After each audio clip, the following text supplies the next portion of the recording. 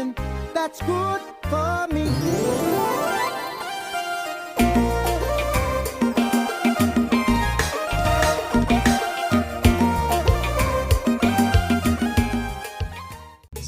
Saga fait, it's Rolling Blase. Now, apil nan nou vle solo tankou Nickenson Prud'homme, tankou Dano, Ejen, tankou moun kon sa. Nou tap mandem pou kek riff.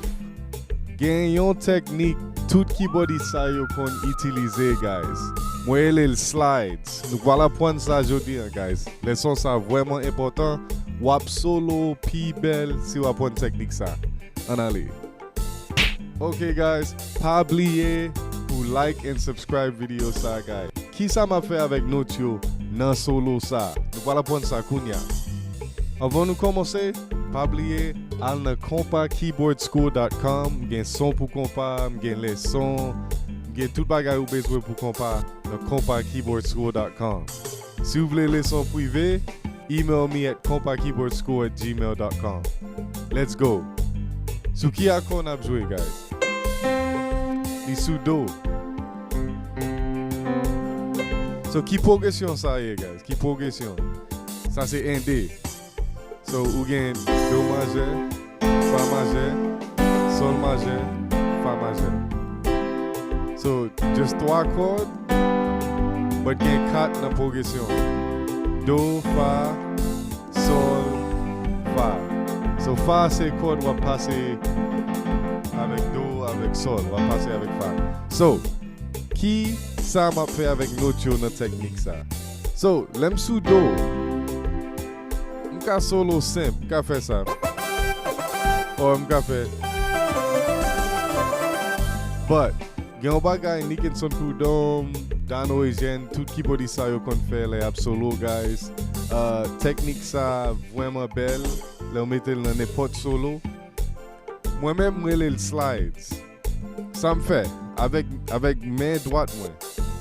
Peser 3e note qui dans corde là, guys. 3e note là.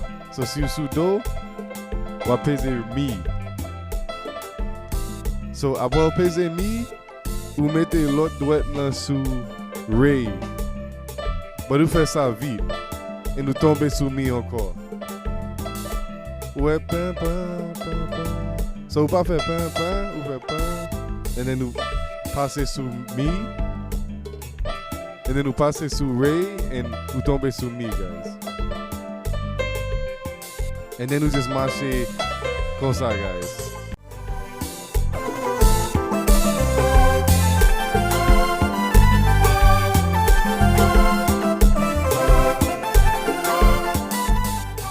Marche kon sa, ou fè mi, re, do.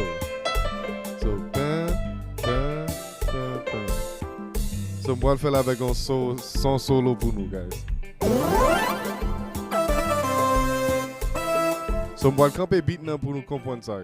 So, on pèse ça, 3e note là. On passe sous 2e note là. Pour m'arriver sous 3e note là encore.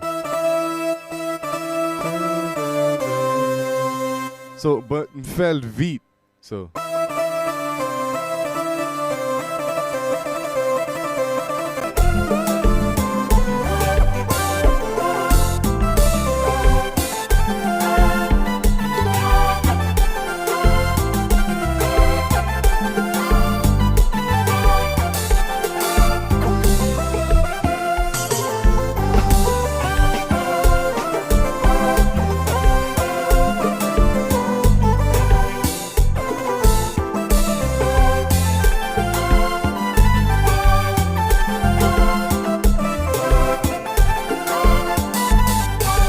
Itilize ga 4e note yo.